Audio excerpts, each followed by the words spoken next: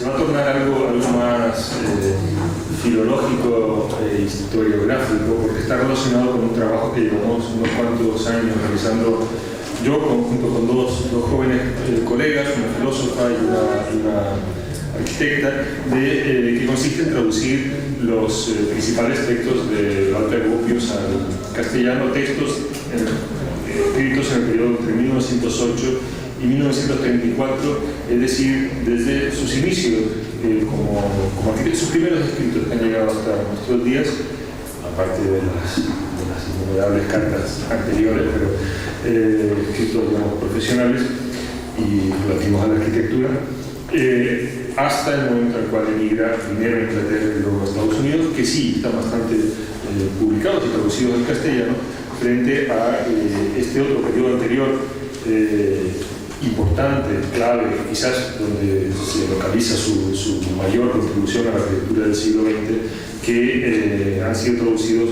puntualmente, generando una idea un tanto sesgada de la figura de Walter Gropius y sobre todo de su ideario, ¿no? De sus ideas relativas a la arquitectura, al urbanismo y al diseño.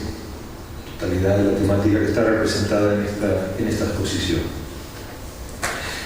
Quisiera hablar entonces sobre estos, partiendo de estos escritos y digamos, tratar de ampliar algunas de las ideas, incluso algunos de los estereotipos que se han instalado relativos a las ideas de Walter Gropius, como por ejemplo puedo avanzar la idea de un Walter Gropius racionalista, que a mí siempre me ha sorprendido, ¿no? Conociendo los escritos alemanes de Walter Gropius, siempre me ha sorprendido esa expectativa, más que sí, una idea instalada relativa a esta condición supuesta, presunta, de Walter Gropius como un racionalista.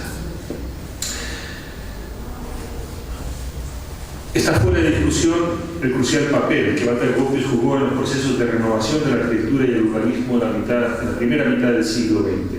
Contribuyó decisivamente con obras que marcaron un antes y un después, como la temprana Fábrica Faust, que comentó antes ella Beatriz Cormina, ¿no? Elevada a los altares por historiadores como Pesna o por Gideon, pero también contribuyó a la arquitectura del siglo XX mediante sus artículos y conferencias. Los textos para los anuarios del Deutscher Werkbund de 1913 y 1914, que están en las primeras salas expuestos, el manifiesto fundacional de la Bauhaus en 1919, las ponencias leídas en los congresos internacionales de arquitectura moderna de 1929 y 1930 fueron auténticos hitos en la constitución de un ideario moderno. En contra de lo que comúnmente se piensa, fue además un autor prolífico, que solo entre 1908 y 1934 redactó más de 150 textos. Sin embargo, el peso de Gropius en los relatos de la arquitectura moderna no se justifica a día de hoy por su producción teórica. No es que ésta merezca o carezca ya de interés, ni mucho menos. Sin las aportaciones de Gropius difícilmente se entenderían adecuadamente los debates centrales de la primera mitad del siglo XX. Pero, para poder valorar hoy, en su justa medida, la importancia de su contribución, resulta necesario precisar y poner en contexto el particular sentido y la utilidad que Gropius otorgó al acto de reflexión teórica. En flagrante contraste con las ambiciones literarias de Le Corbusier, quien llegara a definirse a sí mismo como un hombre de lettres, nada menos que en uno de sus documentos de entidad, ¿no? Pueden allí detectar cuando viene indicada la profesión y señala como su profesión la de homme de lettres, ¿no? La de escritor, lo cual tiene una cierta justificación, porque creo que fueron más de 40 libros que publicó en vida, ¿no? Editó. Entonces, en flagrante contraste con estas ambiciones literarias de Le Corbusier, los textos de Gropius rara vez constituyeron un fin en sí mismo y lo declaró así. Además de perseguir la difusión pública de convicciones y aspiraciones personales, sus escritos y conferencias fueron medios para alcanzar objetivos inmediatos tan diversos como la adhesión de empresarios e industriales a iniciativas culturales, la defensa de proyectos educativos en los gremios de decisión política o el reclutamiento de acólitos para incursiones en el arte de vanguardia. Sus textos, además de afirmar un estado de las cosas, buscaron siempre movilizar al lector, ganarle para una causa común en la que Gropius siempre se reservó el rol del líder integrador. La figura del primus inter pares caracterizó sobre todo su proceder como proyectista, siempre en sociedad, pero siempre llevando la voz cantante.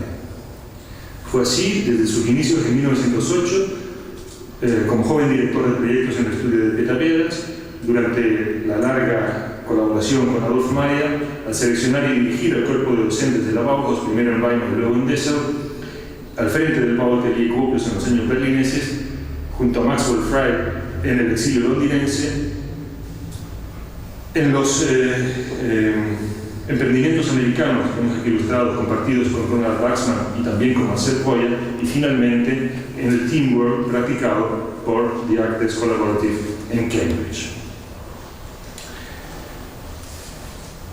Por supuesto que los escritos de Gropius sirvieron también a fines tan inmediatos y prosaicos como los de rendir cuentas, explicar y justificar decisiones frente a responsables políticos, comitentes, contratistas, fabricantes e incluso frente a los obreros. Pero en su caso esta función instrumental de los textos subraya el sentido y la importancia que otorgó a la capacidad de articulación verbal de objetivos, criterios y exigencias como premisa fundamental para un proceso discursivo de diseño acorde a los modernos procesos de producción industrial con su característica división del trabajo, a consecuencia de la cual el arquitecto moderno habría abandonado el aislamiento autocrático del genio decimonónico. Si ya a mediados de los años 20 reivindicó al arquitecto como imprescindible organizador integral del moderno sector de la construcción, aún en la conferencia leída por Gropius en 1955 con motivo de la inauguración del edificio de la Hochschule für Gestaltung de Ulm, hizo hincapié en la figura del proyectista como elemento integrador en el equipo que componía junto al técnico, al científico y al hombre de negocios. Sería la chispa creativa de la ocurrencia individual la que encendería un fuego permanente atizado por las críticas de sus interlocutores en pos de un objetivo común más intenso y más elevado al final de ese proceso de diseño. Sin embargo, la decisión última debía volver a estar en manos de un individuo responsable que impondría su criterio y su voluntad, incluso contra la opinión de sus compañeros, para prevenir que el proceso discursivo diluyera la fuerza conceptual y formal del proyecto. Huelga decir que para el Príncipe de Plata esa tarea requería en el arquitecto moderno, devenido después de la guerra en un Apolo de la democracia. La comunicación verbal y la capacidad crítica constituirían, por tanto, herramientas de trabajo indispensables para el proyectista en el contexto de una producción industrial y de una organización democrática. Maliciosamente se ha querido ver en estas ideas una consecuencia directa de las carencias de Gropius como dibujante, unas carencias reconocidas por él mismo, que por lo demás supo compensar, cuestionando insistentemente la importancia tradicionalmente otorgada a lo que él llamaba el platónico tablero de dibujo en la formación académica de los arquitectos, hasta llegar a convertirlas, estas carencias, en una virtud por obra de su notable talento retórico. En suma, el valor de sus textos debería medirse menos por sus cualidades literarias que por la pretendida utilidad de sus argumentos para los procesos proyectuales, así como por su efectividad en términos de poder de convicción y movilización en favor del proyecto cultural totalizador de lo que él mismo llamó una arquitectura integral. En varios de sus escritos tardíos, Gropius se refirió a un episodio de su infancia en el que, al ser preguntado por su color favorito, el pequeño Walter habría dado por respuesta un decidido multicolor, el Bunt en alemán. En su propia interpretación, recogida en la introducción de su libro Alcances de la Arquitectura Integral, con la edición argentina de 1956, en su propia interpretación la anécdota ilustraba de modo fehaciente un innato talante integrador y un firme deseo de incluir todas las componentes de la vida en lugar de excluir algunas de ellas en aras de un enfoque demasiado estrecho y dogmático que habría caracterizado toda su trayectoria, o sea, intención integradora. Lo que no aclaraba al hacer este comentario es que de este modo salía al paso de un reproche de parcialidad dogmática que se le venía haciendo recurrentemente desde que en 1930 Adolf Bene le echara en cara el método dictatorial de quien piensa en los términos excluyentes de o lo uno o lo otro, las palabras de Bene, Entweder oder. Curiosamente, de esa misma categoría, el either or, se le serviría Robert Venturi al criticar en 1966 el reduccionismo estético del legado moderno en los Estados Unidos.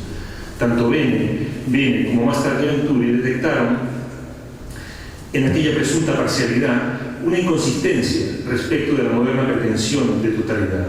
Ambas críticas, en particular la primera, la de Bene, contradecía abiertamente a Gropius, quien reclamó para sí mismo haber sido desde sus inicios un adalid declarado del tanto lo uno como lo otro, es decir, del sowohl als auch en alemán de Bene o del both and de Venturi. Sobre el papel contaba Gropius con algunos buenos argumentos a su favor, como el haber exigido tempranamente, antes de recibir las críticas de Bene, la superación de la lógica excluyente en favor de una síntesis polifacética en la construcción de los procesos vitales.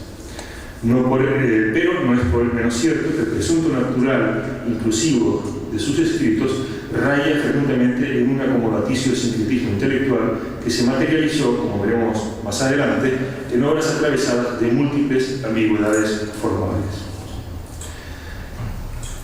Probablemente se deba a su condición autodidacta que Gropius rara vez descartara definitivamente alguno de sus descubrimientos o invenciones. Al contrario, compuso su corpus teórico por acumulación paulativa de conceptos. A medida que fue incorporando nuevos elementos, el conjunto evolucionó, se expandió y transformó, y de cuando en cuando conceptos aparentemente caídos en desgracia, o simplemente en desuso, retornan inesperadamente estableciendo relaciones con los elementos más recientes de un bagaje intelectual en permanente construcción. En este orden de cosas podría clasificarse los textos de Gropius de acuerdo a tres tipos según su utilidad.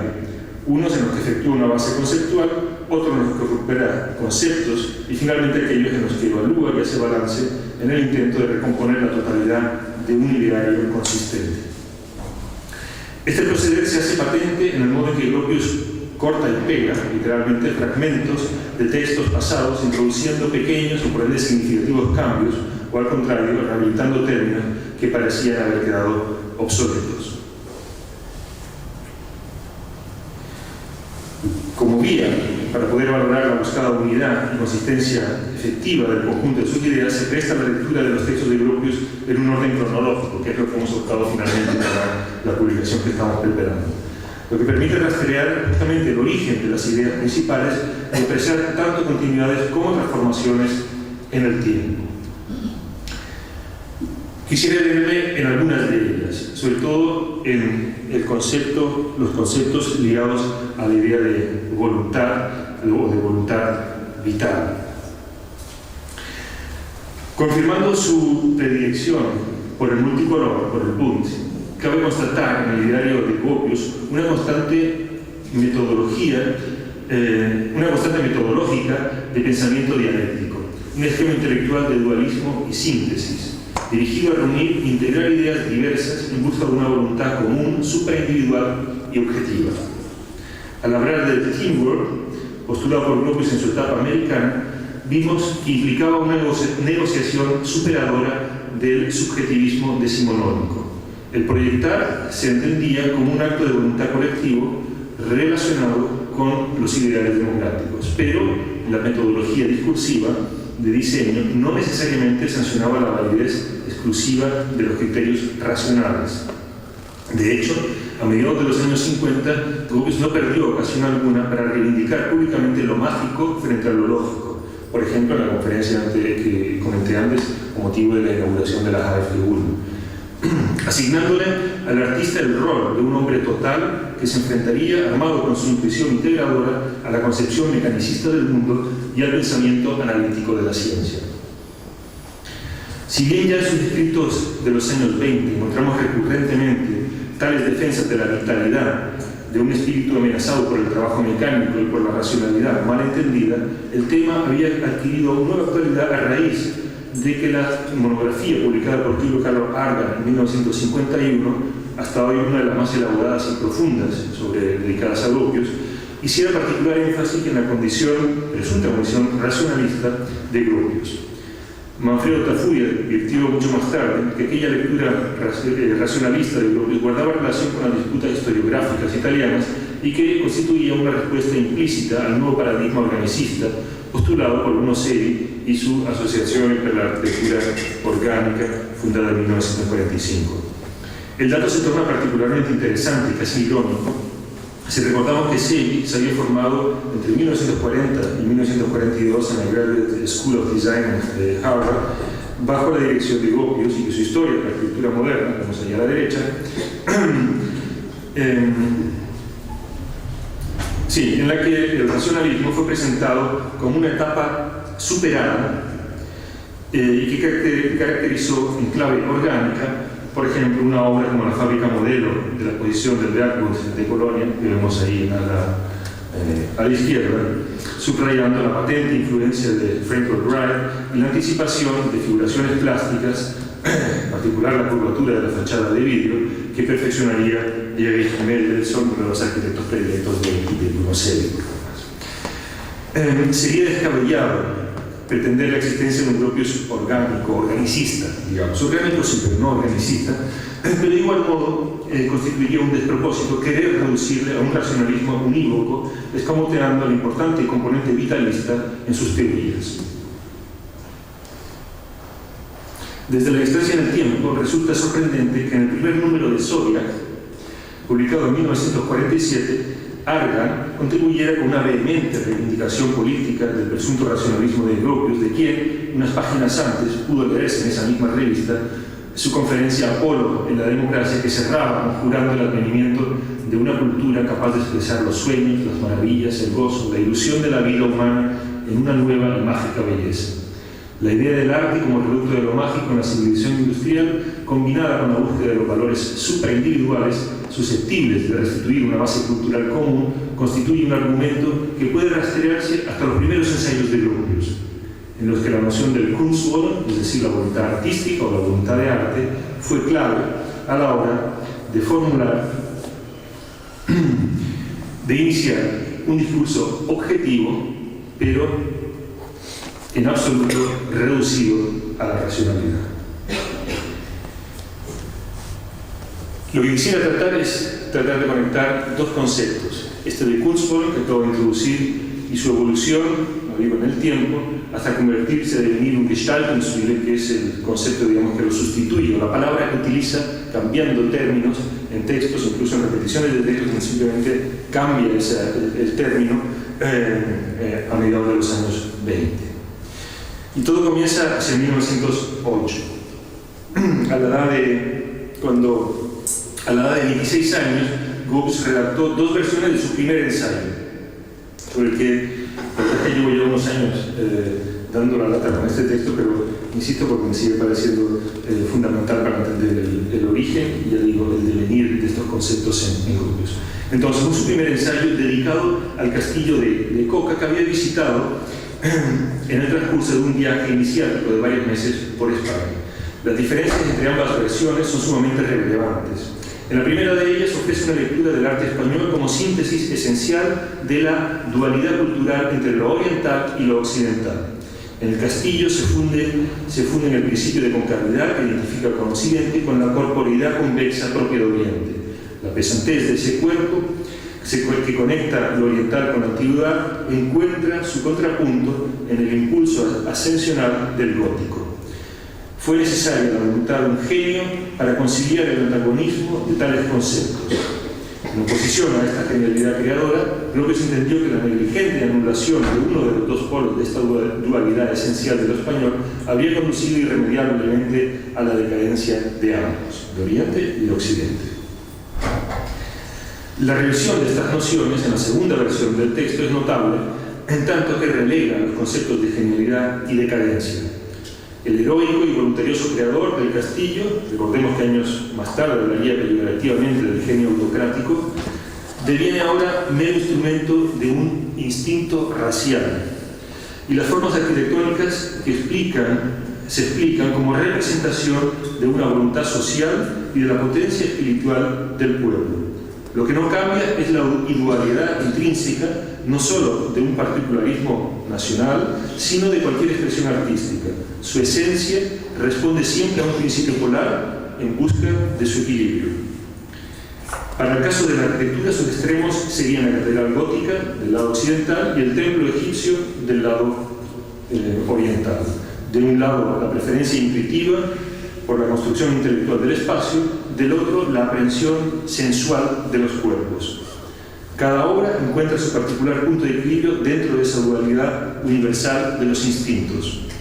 Lo hace de modo consciente, descartando con ello la idea de una regresión o decadencia, de una historia del arte de las facultades susceptibles de ser desaprendidas y de tornarse incapacidad, pasa a una de las voluntades que evolucionan y se transforman dentro de su esencialismo dual.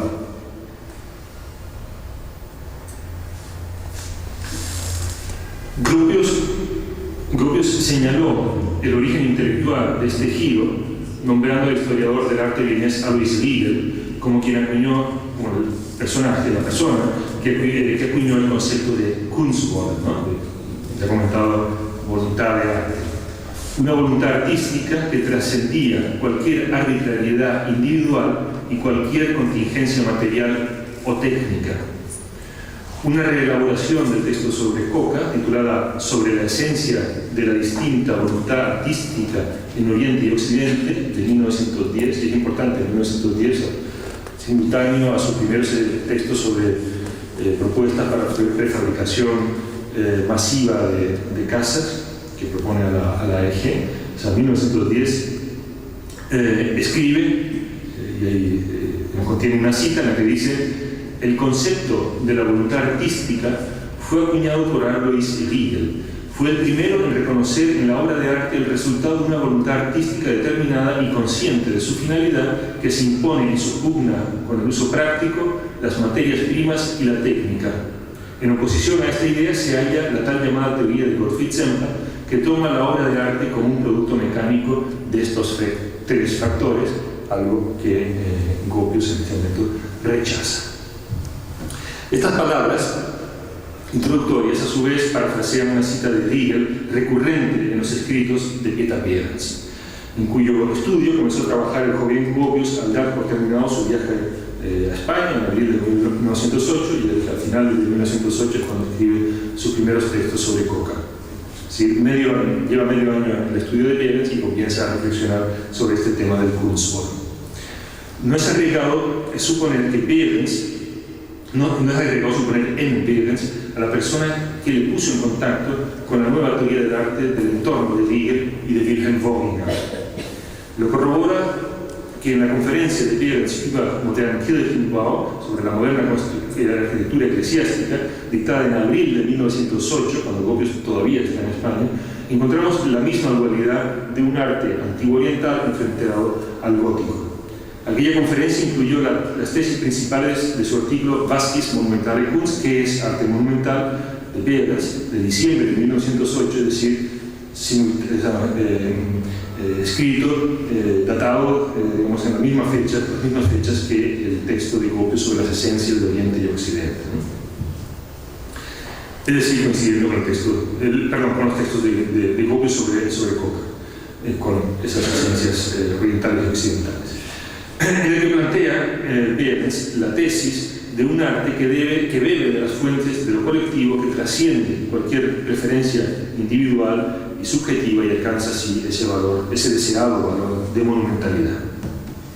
Medio siglo más tarde, en 1960, Gropius rememoraría a pedido de Ernesto Nathan Rogers su relación con Behrens, expresando su gratitud por haberle transmitido el hábito de pensar en principios.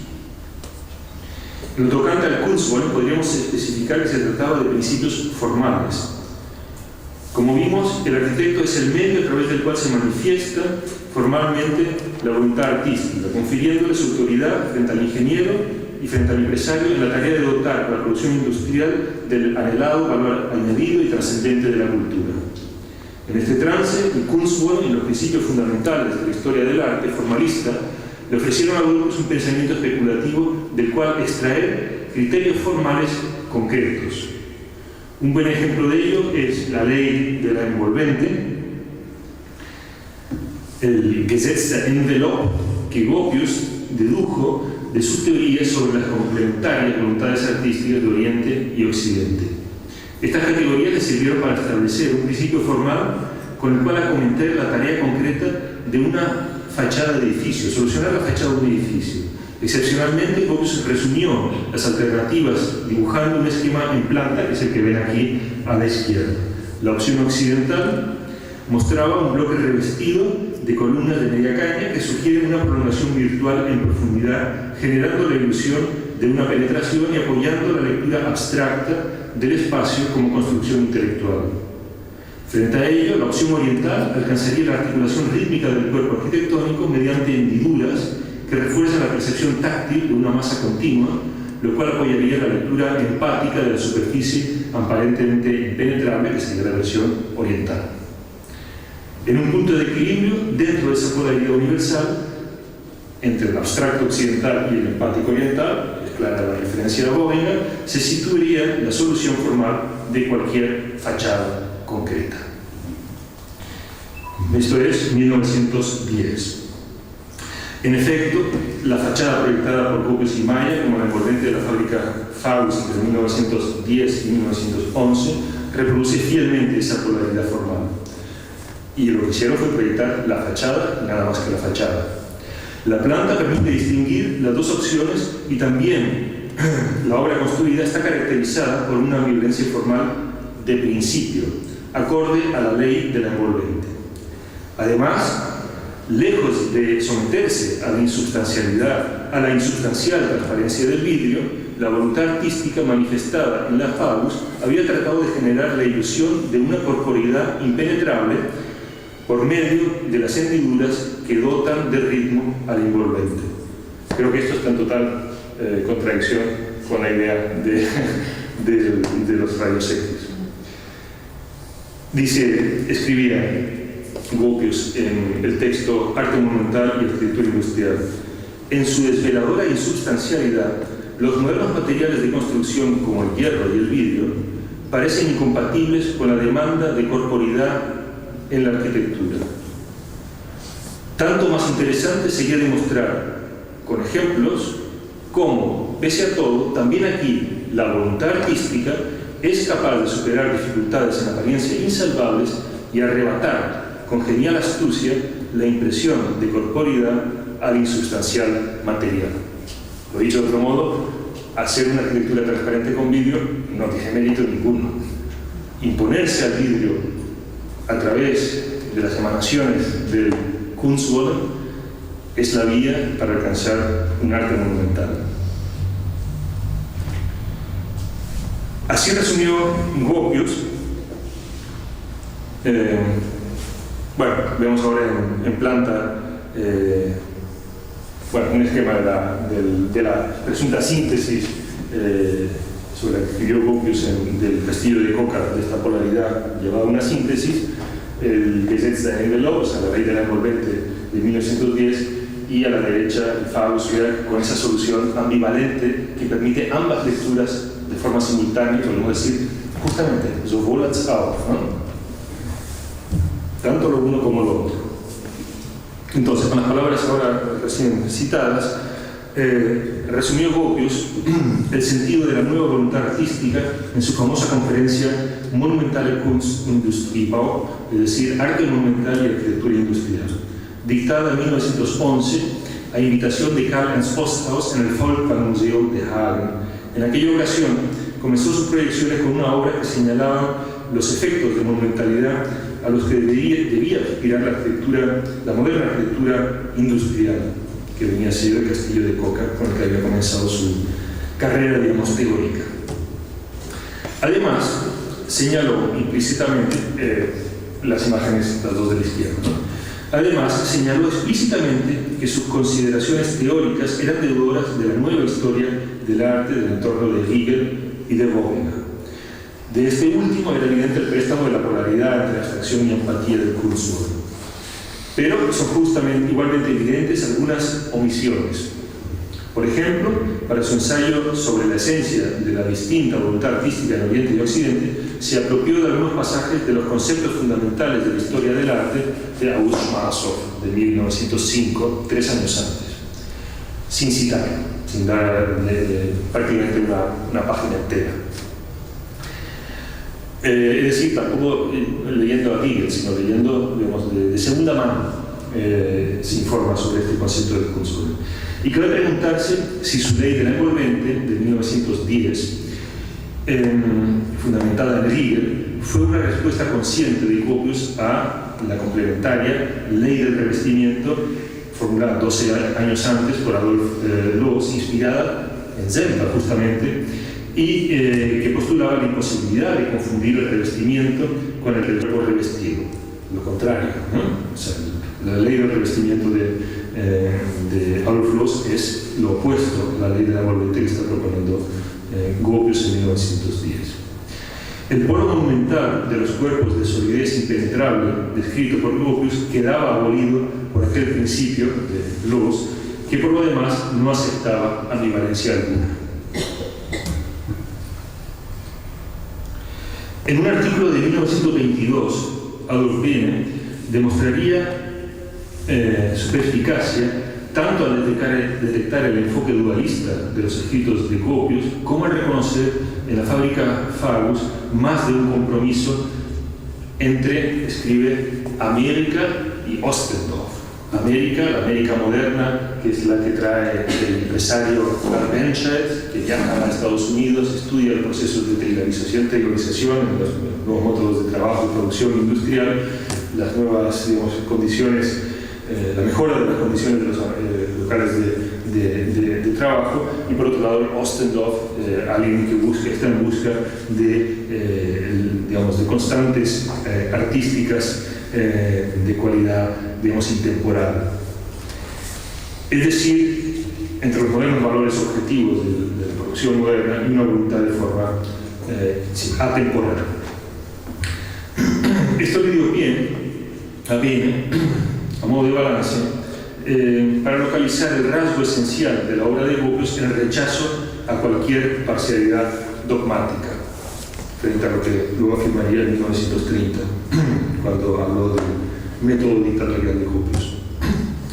Como ya vimos, con el tiempo Bene cambiaría de opinión. A la luz de las teorías de Gropius, podemos ahora constatar que la ambivalencia formal de la Fagus guarda una relación directa con el dualismo de los principios fundamentales de sus primeros escritos. En ellos, los postulados de una nueva historia del arte adquirieron paradójicamente la condición de principios formales suprahistóricos, lo que no es un dato menor si tenemos en cuenta la mala fama del jacobino antihistórico que ha acompañado durante largo tiempo a Gropius. La idea de una permanente transformación en base al dualismo inmutable de un principio formal guarda relación con la concepción vitalista del arte y del mundo que subyace a la noción de voluntad. La voluntad artística, como fuerza superindividual y atemporal, se manifiesta y objetiva a través del artista en cada obra, en su específico equilibrio dentro de la dualidad esencial de los principios fundamentales, superficie y profundidad, abstracción, empatía, etc. Expresión de una época o de un pueblo. Es en definitiva expresión de una Weltanschauung, una particular concepción del mundo, o un Weltgefühl, un particular sentimiento del mundo, como el postulado por Wilhelm Wöhringer, en su intento por superar el subjetivismo psicológico de la empatía de Theodor Lipps mediante la figura del Kunstwerk absoluto y objetivo. En su manifestación tangible, sella la unidad y totalidad de una cultura, restableciendo su nexo con la vida. La clave vitalista de la voluntad artística nos remite a los prolegómenos para una psicología de la arquitectura de 1886 de Heinrich Wölfflin. El segundo capítulo, que define el objeto de la arquitectura, el Gegenstand de arquitectura, gira en torno al rol de la voluntad, y en la terminología de Wölfflin es el Wille, que ya de entrada es equiparada a la vida, Leben. Ambas son entendidas en oposición a la materia inerte, Stoff. Oportunamente, y para evitar malentendidos, Wölfflin marcó la distancia respecto a Arthur Schopenhauer, que es el cual, digamos, siempre se recurre en cuanto se oye hablar del Wille, Arthur Schopenhauer y su libro, los tomos El mundo como voluntad y representación de 1819, criticando su excesivo reduccionismo al postular que la arquitectura únicamente podría aspirar a objetivar y hacer reconocible la voluntad que rige el mundo en una representación tectónica gracias a la rigidez, la cohesión y el peso de la materia. Muy poco, la verdad, lo que nos queda. En efecto, la voluntad responde en Schopenhauer a un naturalismo del material y de la gravedad como únicas posibilidades arquitectónicas de representación de la voluntad en el mundo. Frente a esta concepción, Berflin postula una voluntad vital, orgánica, dirigida a una percepción antropomorfa de los cuerpos y de los espacios mediante una proyección emocional que los anima. Basándose en la psicología, advierte que la misma aprehensión del peso como característica arquitectónica es únicamente posible a partir de la propia experiencia corporal, es decir, por analogía orgánica. Por lo que luego sería la empatía, ¿no? Pues la empatía de Theodor Lipps, de la cual se adueña Bobina y por ende Gropius. Por tanto, son las condiciones de la vida orgánica las que determinan la estética de la forma bella, dice Berflin. La voluntad, en consecuencia, se postula como una fuerza vital, el Lebenskraft, que busca el sometimiento orgánico de la materia para encontrar su equilibrio en la forma. La arquitectura se aleja de la materia inerte, articulándose por efecto de la voluntad hasta culminar, en el mejor de los casos, alcanzando la condición de organismo arquitectónico. En ningún momento Berflin remite a la razón, ni mucho menos a un racionalismo. La voluntad orgánica de Berflin anticipó en varias décadas el vital de Henri Bergson en su Evolución Creatis de 1907. Encontró el terreno preparado para la gran influencia que tuvo entre los artistas y arquitectos vinculados al movimiento de reforma de la vida, la Lebensreform, de la cual también habló antes Beatriz, a comienzos del siglo XX, en el entorno, digamos, en los países de habla germana y en torno de artistas como Behrens.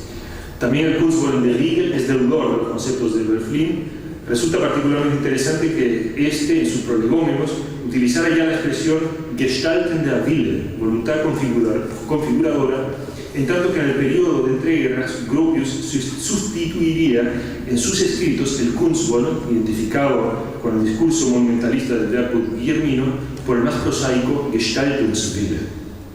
Es decir, Gestalten der Wille se convierte en Gestaltungswille. Para los que hablen alemán es digamos, un paso relativamente pequeño, digamos, que lo separa. Sin embargo, también en tiempos de la Neue Sachlichkeit su significado mantuvo la idea de una voluntad objetiva y supraindividual, opuesta a lo inerte, a lo mecánico y también a la razón elevada a un fin en sí misma. No la razón, sino un espíritu que bebe permanentemente de la fuente del inconsciente, constituiría el garante de la vitalidad tanto del arte como del pueblo. Una vitalidad que, como subrayó en 1923, y hablo de Gropius, es otra que la naturaleza. Pudimos constatar anteriormente la tensión entre naturalismo y vitalismo en las respectivas posiciones de Schopenhauer y Berflin. En ambos casos son patentes los ecos románticos de estas teorías. Si hacemos caso de la interpretación de Horst Clausen, la filosofía de la naturaleza del romanticismo alemán habría influido también en Gropius.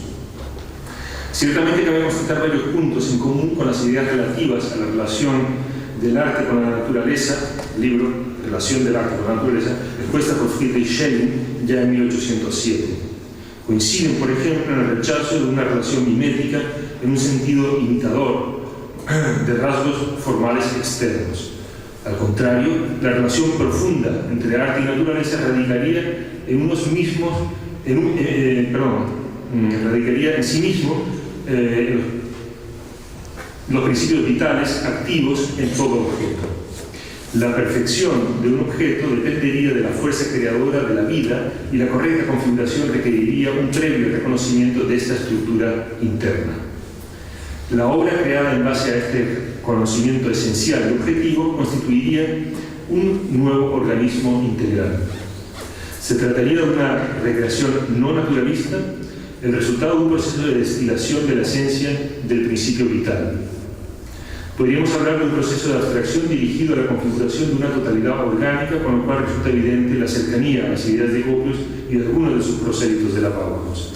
En efecto, se ha subestimado e incluso despreciado injustamente la raíz romántica del Gesamtkunstwerk moderno y su sentimiento religioso, restaurador de la unidad orgánica de la vida, patente en la promesa de redención colectiva, contenido en el manifiesto fundacional de la Bauhaus, pero no menos evidente en la totalidad ansiada en el Deutsche Lehrerkunst, ¿no? El lema de la muchería de café al urbanismo, hasta la Total Architecture de Baudelaire.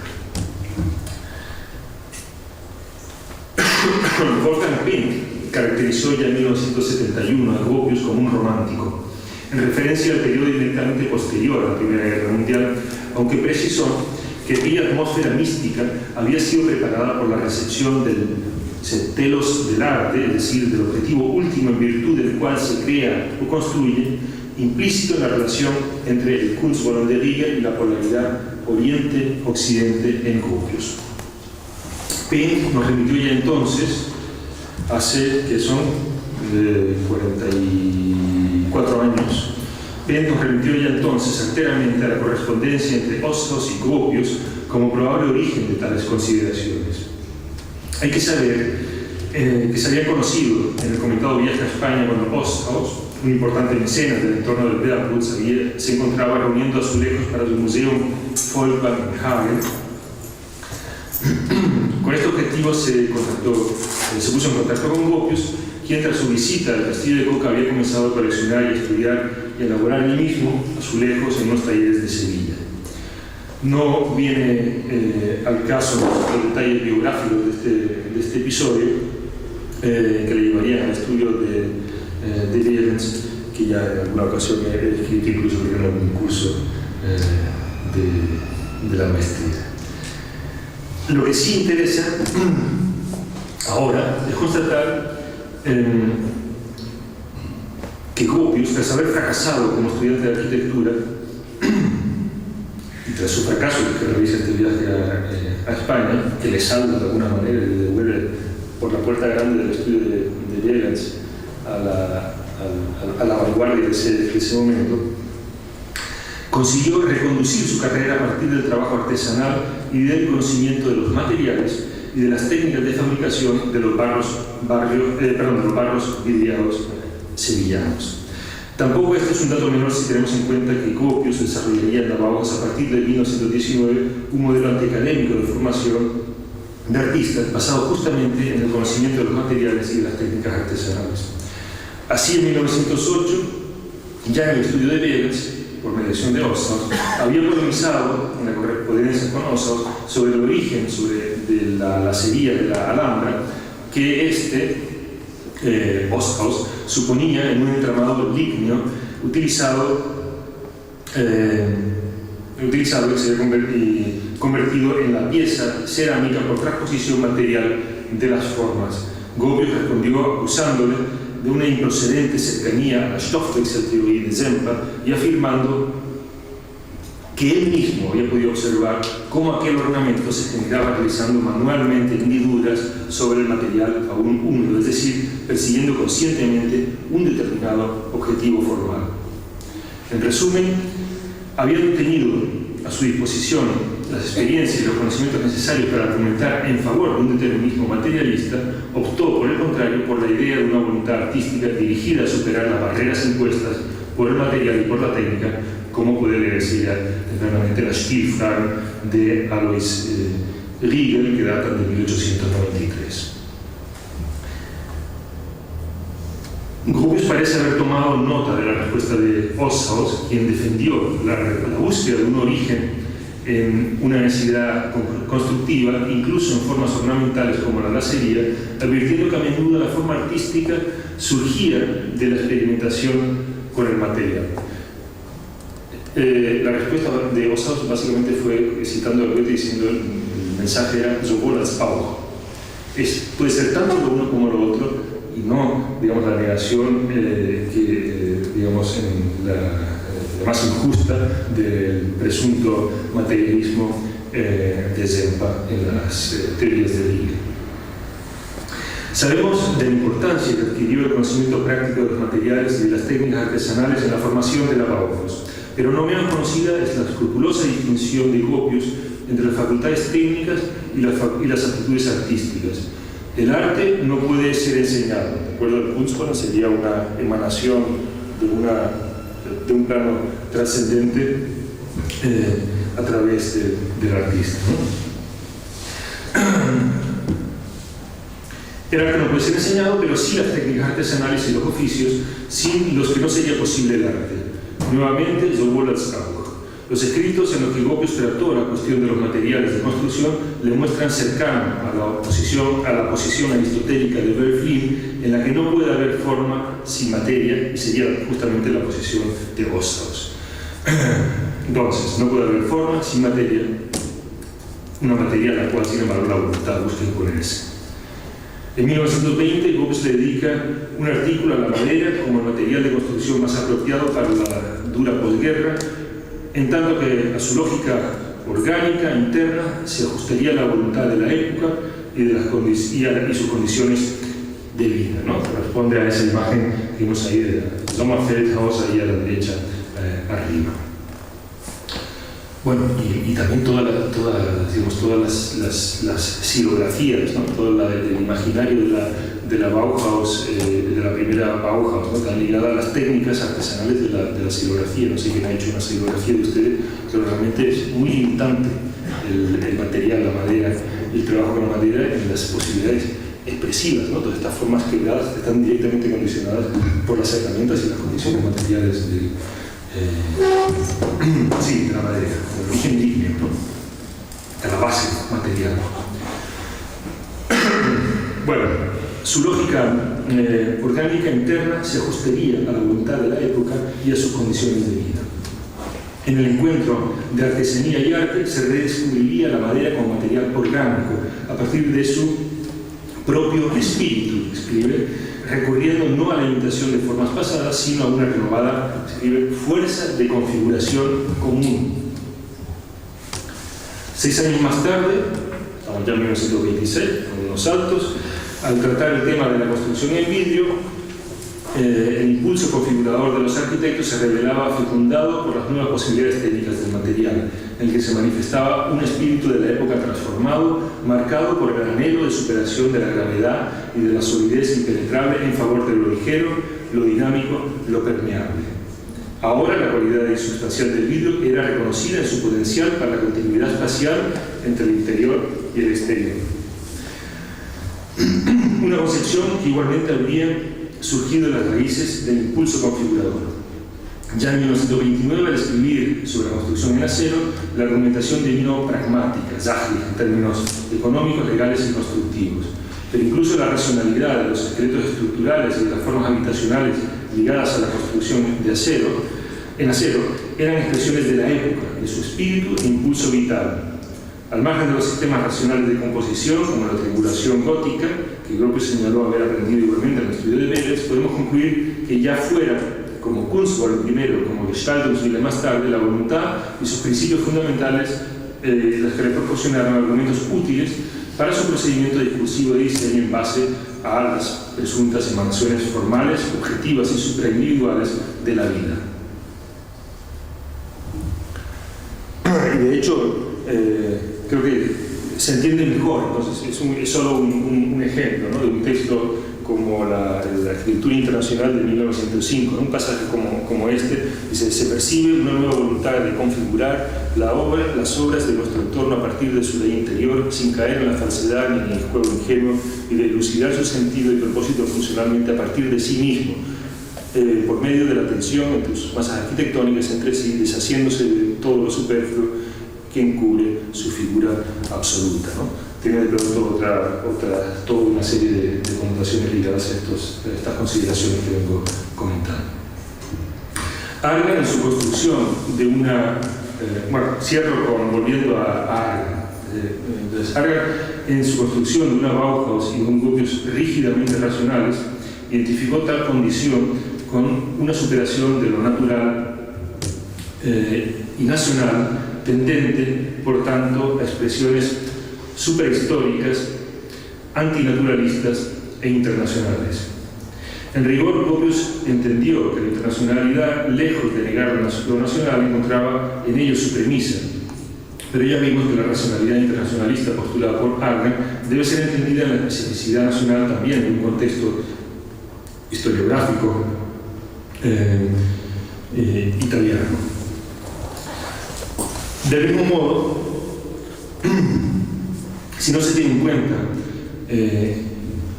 aquellos ambientes italianos, difícilmente se entenderá la vehemencia con la que ya en los años 70 se pasó a desenmascarar la falsedad de la pretendida racionalidad de Gropius. En lugar de atender a las posiciones del propio Gropius, desde posiciones poco menos que jacobinas, se pasó directamente a desenmascarar su también presunto esoterismo naturalista. En el caso de revistas como Controspazio, que en 1970 dedicó un número monográfico a la Bauhaus, de la cual se realizó una versión castellana, que es la que vemos aquí, las tapas. Publicada en Madrid dentro de la serie Comunicación, en la que se denunció el fraude de una Bauhaus racionalista. Gropius era uno de los principales acusados. En el ámbito de habla hispana, el origen, el alcance y el sentido de aquellos vaivenes pudieron ser entendidos por lectores familiarizados con la crítica italiana. Para quienes no contaban con ese privilegio, debió ser una tarea francamente difícil hacerse una idea cabal de las ideas defendidas por Gropius con anterioridad a su exilio. Además de los ecos italianos, los lectores españoles y latinoamericanos, con otras referencias para una recepción propia, íntimamente ligada a la red internacional de contactos, contaron con una serie de referencias íntimamente ligadas a la red de contactos internacionales que Gropius fue tejiendo en aquellos ambientes desde 1907, cuando realizó su crucial viaje entre Oriente y Occidente, es decir, con la recepción temprana de algunos de los textos del diario de Gropius en los ambientes españoles, argentinos sobre todo, a finales de los años 20 y principios de los años 30, pero eso es, digamos, otra historia. Eso es todo. Muchas gracias.